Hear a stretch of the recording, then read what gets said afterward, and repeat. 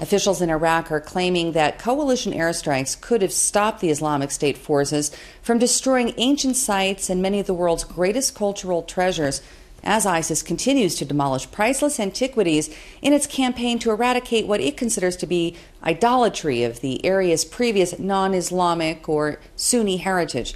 We get more in this report from IBA's R.A. O'Sullivan. It's a gut-wrenching sight to see these ancient statues who have survived some 3,000 years, the rise and fall of civilizations being shattered and even broken apart by jackhammers. The ultra-radical Sunni Islamists who dismiss Iraq's pre-Islamic heritage as idolatrous have for weeks looted and bulldozed the ancient cities of Hatra and Nimrud and smashed rare statues in the Mosul Museum. The world, shocked by the beheadings, has deplored this destruction, but are helpless to stop it.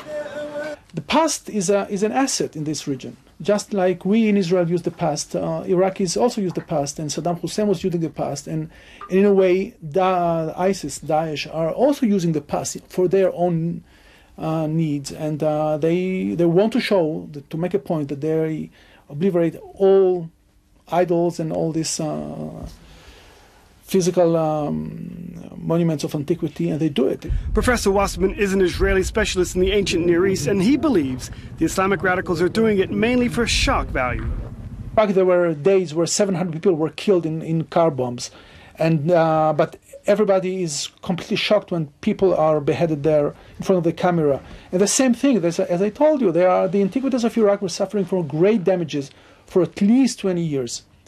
And now these things, which are, I wouldn't say they're the most horrible damages that happen to Iraqi antiquities, they are causing big horror because they are done on purpose in front of the camera. They are made to shock, and they do shock us. Nimrud is one of the capitals of the Assyrian Empire. It's one of the most important cities in the ancient Near East. So these things are destroyed forever? No, I wouldn't say so. I think, honestly saying, I don't have intelligence data.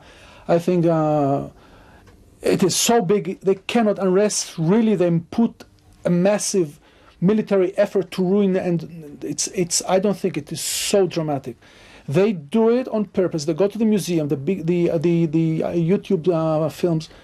You see the people in the museum. Part of the objects that they were breaking and drilling through were replicas. UNESCO has denounced the demolition of the ancient cities, all located near Mosul, but Wasserman says the destruction of antiquities in Iraq has been horrific from the time of Saddam Hussein's rule. Antiquities were always objects of passion for the haute bourgeoisie, for rich people, and thinking that, and they are always objects, desirable objects for politicians, for political ideologies, and that's how it's going to be forever. And this is another chapter, again, very sad and horrible and distasteful chapter in this long story of using and abusing the past of the ancient Near East. ISIS has made its point. Perhaps now the demolitions of Iraq's ancient treasures will cease. I hope things will get better. My impression is that they made their point, and I don't really see any need for them to continue this. I hope so. Maybe I'm simply optimistic. I don't know. Staying with archaeological development.